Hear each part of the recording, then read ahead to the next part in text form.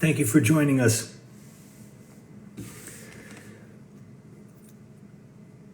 Tonight I'll read what is likely the most fun entry from War of Attrition. War of Attrition is a novel, nonfiction, that I put out just about 2 years ago, based on a website that I started 21 years ago. In 1998, I was invited on a BMX road trip called Road Fools by a company called Props Visual. At the time, it was quite an honor. Now still is quite an honor. I was way out of my league, and I had no idea what that trip would lead to. But I made some great connections on that trip, and one of them led to me getting a job offer to move to California and work for a very well-respected bike company. So in January of 1999, I moved out to Southern California. Didn't know anybody. Connected quickly with some BMX riders out there and people I worked with who were also people I looked up to at the time. Some of the best riders that have ever lived. I was very fortunate, but I knew no one. So I started shining up some of the stories that I'd written since I was a kid, writing some more, and then put up the War of Attrition website on January 20th, 1999. I did some guerrilla marketing for it, made some cheap paper stickers, put them around LA, put them around Long Beach. And before long, I was getting communications from people. I was interacting with people, and it started weirding me out. I was not careful what I wished for. And so for a brief period, towards the end of 1999, I took the website down because I just hadn't really prepared well to have people on there. So I got it all back in order, did a better job, and it's been up since. Some of these entries are extremely old. Some are newer. Most of the stories that I'll read tonight are very old, and really all of this was predicated on moving to California and being lonely and disenfranchised and needing something to do. I've written stories since I was a kid. I've mentioned this before, but my dad was always encouraging us to take contemporaneous notes, writing little things down when they happened so that you had the details if you needed them later. And that's what I did. Anytime something unusual would happen, I didn't know what it would turn into, of course. We never know what things are going to turn into at the time. But I would write little notes down, and then when I came back to write them, I would have the relevant details. I wouldn't have to fishtail anything. I wouldn't have to make things up. And that's really how all of this was able to happen. If I was to just have to recall all this stuff from memory, geez, I'm not sure it would have gone quite so well. The story that I'll read tonight is things I've stolen. A lot of people were involved in this happening, and some of them may even be here. But I guess a very retroactive thank you to anyone that was a part of any of these stories. So without further ado, I don't consider myself a person who steals necessarily. Certainly not a thief. But I have stolen a handful of non-basic items, each from equally unusual locations, and if presented with the option of a do-over, would handle at least a few of the situations differently. In no particular order of vulgarity or priority. Things I've stolen. Number 1, a hedgehog from a pet store in Eastview Mall. The rehandling would be exactly the same. I worked at the mall for a period of time as a teenager, and while doing so, made friends with an interesting girl that worked at the nearby music store. Once upon a time, there were these cool little retailers that sold almost nothing but music and assorted music-related novelties. She was unusual, and if for no other reason, we got along because neither of us felt any more at home in our weird work settings than we did in our own skin, but we were both really good at pretending in both. As we got to know each other and began to rely on the commiseration during our overlapping work days, No stone was left unturned when it came to addressing things we disliked about the mall or that which we loved outside of it. One particular conversation uncovered that she had always wanted a hedgehog, and that she found it especially hard to go near the awful pet store at the entrance of the mall because, as one of the smaller oversight types of pets, they were treated and maintained horribly. Mall pet stores, even at their very best, are truly terrible, and this one was a far from shining example of the species. Not long after our conversation, I began investigating, and though until that point I'm quite sure I had never seen one in real life, I decided I was going to liberate one of those poor captive pincushions and give it to her as a gift. The idea of simply buying one had crossed my mind, but as a part-time mall health food store employee, $65 for a spiked hamster might as well have been $650. And there was no theater in paying for something they shouldn't have been selling anyway. I concocted a thorough, albeit risky plan and presented it to my intended accomplices. It was a 4-person scheme: the out-of-store diversion, the in-store distraction, the mid-store watchdog, and the hands-on liberator. As it was my idea, I elected to take the risk and intended to stuff the prickly little rodent into a Gap bag that had been pre-filled with clothes, towels, and newspaper. The hands-on part of the plan very simply involved me reaching into the cage, grabbing the hedgehog, putting in the bag, and then casually walking out of the store. Here are a few things I had not considered or known prior to the liberation. Hedgehogs are surprisingly feisty when they're mad and extremely difficult to grab quickly and quietly, even though I kept telling him that this is for his own good. When rapidly removed from their familiar environment, hedgehogs freak out like a hippie on drugs at those terrible outdoor festivals. That little sucker was bouncing around in the bag like it was on fire and had a bee in its britches. Hedgehogs also make a loud ticking, chirping noise when alarmed, and I was sure that if the sight of the Mexican jumping bean running wall to wall in the used Gap bag didn't draw attention, the noise certainly would. The others had excelled in their roles. Accomplice number 1 knocked over a garbage can in the main mall and then began shouting and carrying on as if possessed. The sole pet store employee watched attentively, as we had hoped, and the in-store distraction began talking to him in an effort to keep him there.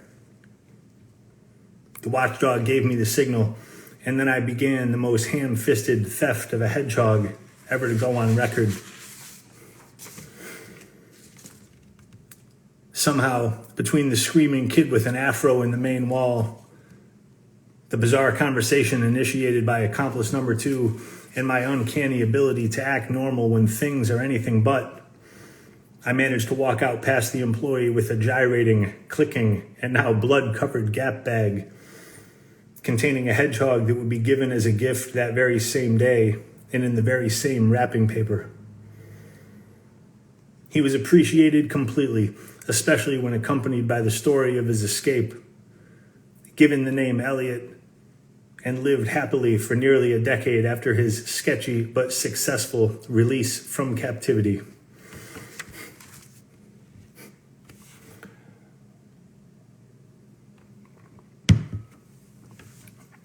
Somehow that was the least sketchy thing that happened during that job. Number 2, TV from Sears in the Buffalo Mall. Something else I would handle exactly the same. I'm not sure what that says about me or Sears. My cousin and I had a love-hate relationship as teenagers. We both liked to circumvent rules and challenge things that seemed better left alone, but with very different motivations and with very different goals in mind. I didn't trust him as far as I could throw him, and justifiably so. But we partnered in crime when the opportunity arose because we had complementary underhanded strengths. Basically, it was a mischief-oriented circle of snakes that very often led to near brushes with trouble larger than either of us probably realized at the time. We had just finished a semi-prolific bout of shoplifting and were en route to the selling of the fruits to his rich friends when we noticed a strange sign in front of the electronics department of Sears as we were cutting through on our way out of the mall. The look we gave each other certainly may have resembled one staged in a movie or sitcom.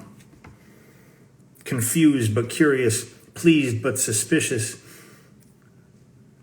What we had come upon was a sign stating, "Please excuse our dust. We're renovating our security system."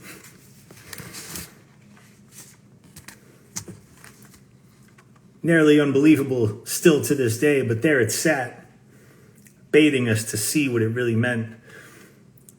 The only logical thing to do was walk a few laps of the store to evaluate staffing and exit strategies, and then find something suitably unreasonable to attempt to walk out with. Confidence is a big part of successfully taking anything that isn't yours, and we wanted to insulate ours by not simply relying on their thick-headedness. We performed our due diligence, continued to shake our heads in confusion as to the giant steal from us sign they had put up in arguably the most expensive section of their store, and then began the selection process.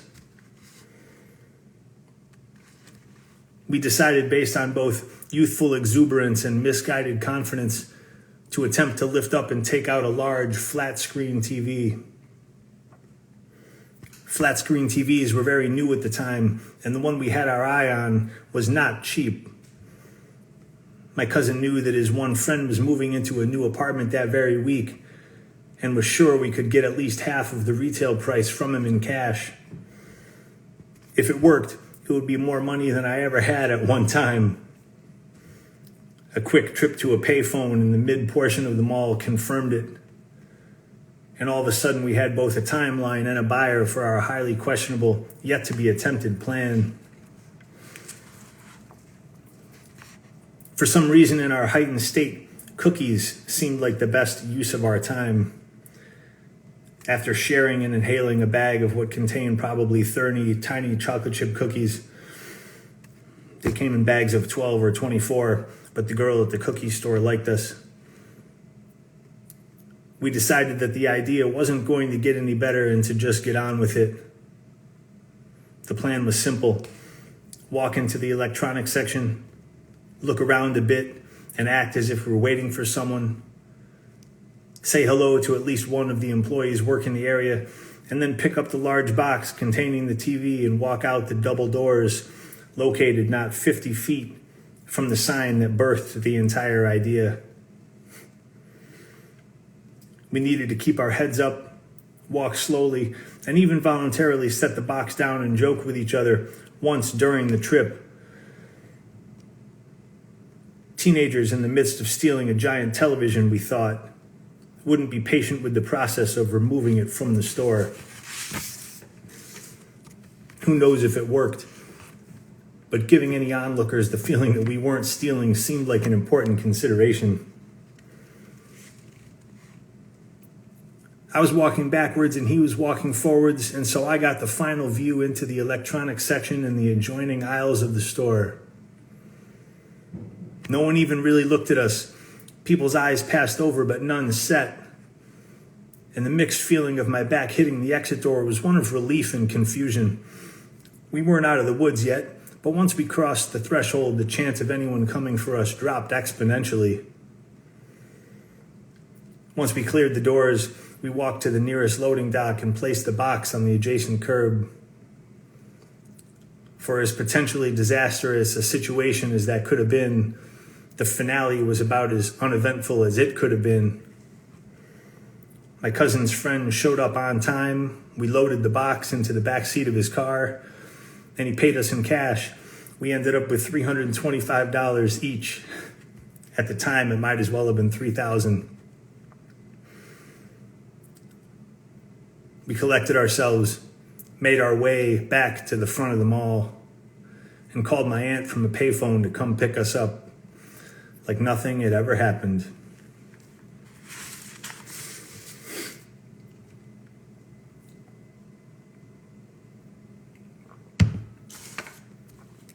There's a statute of limitations on all this stuff, right?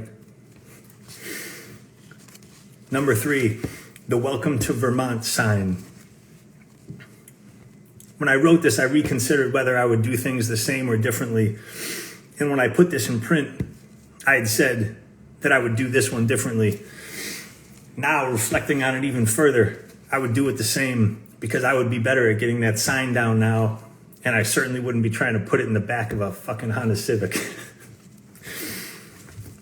Anyone that has traveled extensively by car knows that breaking monotony, even alongside the bizarre cast of characters I've been fortunate enough to run around with, gets harder as time goes on. Some people listen to audiobooks, some people sing to themselves. We would often choose to make a sport of taking something during our journey and passing it on as a gift to someone when we arrived at our destination. It was mostly simple things, weird posters and displays from rest stops, traffic cones with city markings, an occasional holiday decoration, and one time the giant metal Welcome to Vermont sign.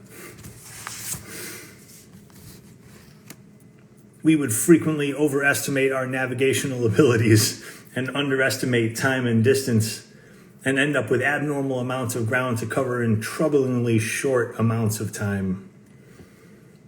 In this particular instance, we were on our way from Rochester, New York to Middlebury, Vermont, to pick up the kid that played bass in our band and drive him back to Rochester to make a record. The recording was to happen over the course of one weekend, and he didn't get out of class in Vermont until 6 p.m. on Friday. So the only thing that made any sense was to give him some time to have dinner, pick him up around 10 p.m., drive straight back to New York, put a whole record together in 48 hours, and then deliver him back. When the time versus distance ratio made little to no sense, but the destination was important enough to roll the dice, there was only one driver I trusted. Our friend Curly was a perpetual motion troublemaker, and also as good-natured and reliable as it got. When I was in high school, our band would frequently commit to out-of-town shows as far away as Cleveland, or even once or twice Michigan. And his relentless commitment to both fun and trouble was the only thing that got me there and back between last bell in the afternoon and first bell the next morning. The drive to Vermont was beautiful, and we had excellent hardcore from both New York and Cleveland, and plenty of Little Debbie chocolate peanut butter nutty bars to help us keep the pace. Our hustle limited our hands-on sightseeing, and so by the time we neared Vermont, we were a little antsy, and our gift basket was empty.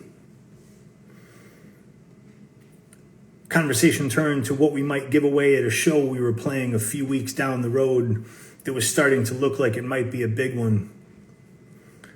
Neither the show nor the giveaway were anything that anyone was losing sleep over or biting their nails in anticipation of, but that never mattered to us. We handled each and every one as if it were the most important because to us, and possibly even just one other person, it was. Having made it from Rochester without needing to brake for gas, we stopped at a small store not far from the state line to refuel, get a snack, stretch our legs. At some point during the pit stop, we both looked up the road and noticed that there was a tall cover of grass surrounding the Welcome To sign, and the wheels started turning. It was dark by then, and what we had started as a little joking had now turned us into looking for a secluded place to park within a short distance of the potential target. We hustled from the parking lot to a spot underneath the sign during a break in traffic and evaluated the situation. The sign was secured to the frame with 6 bolts, appeared to be roughly the footprint of the back seat and trunk of the car, and made it a point to tell us that it was due for a vacation and had been looking forward to doing some traveling. As usual, we had both wrenches and blankets, and we began the extraction process carefully while the two non-wrenching watched vigilantly for the car and or foot traffic. Two weird-looking New Yorkers abducting the welcome mat to the hippie capital of the eastern United States would likely not have gone over too well. And with the car more than a stone's throw away, we were not in an ideal flight position. It's a simple way of saying we had already overcommitted. We had alternated between bolt removing and watching, and we're down to bolt number 6. As was often the case with bike repairs or music gear repairs or anything of that nature, the last thing you want to happen is usually what you get. The final bolt was not moving, and we were way too deep in the process to turn back now.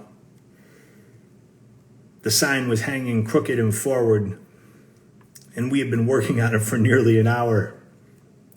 The only other tool we had at our disposal was a tire iron, and so as a last resort, we decided to try to smash it free. Thankfully, it worked. Unrusted, we would likely have been out of luck, but it appeared no one had taken the sign down in a while. When the bolt broke, the sign fell, and we quickly draped the blanket over it and ran as fast as two kids carrying a dinner table-sized piece of wiggly aluminum could run. It fit in the car, luckily and barely, and as soon as the trunk closed, we got the hell out of there and finished the first leg of our ridiculous weekend journey. The sign ended up spending the weekend in a dorm room of the fancy college, much to the chagrin of one of the occupants, and then made its way home with us en route to becoming one of our most memorable and certainly our riskiest giveaways.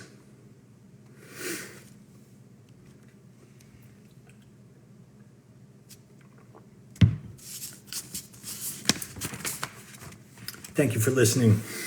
Chapters 4, 5, and 6 of this story are still in progress. Chapter 4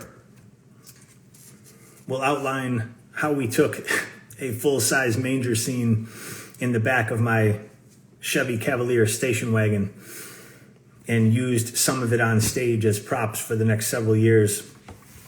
Story number 5 will outline how terribly we were treated at a very big local music store, and similar to the hedgehog liberation, how we concocted a multi-person plan to liberate a 6-string bass. Next Thursday, we're going to start Thought Crime Thursdays. Less training, more thinking, more interaction. We hope you'll enjoy that too. I know we will. We've done this ad nauseum this year, but we want to say thank you again. It has been a pretty terrible year, but we're all still here. Let's at least celebrate that. Some of your messages to us have helped ensure that, and some of our correspondence with others has helped ensure that as well. And that is how it works. When all else fails, we lean on each other.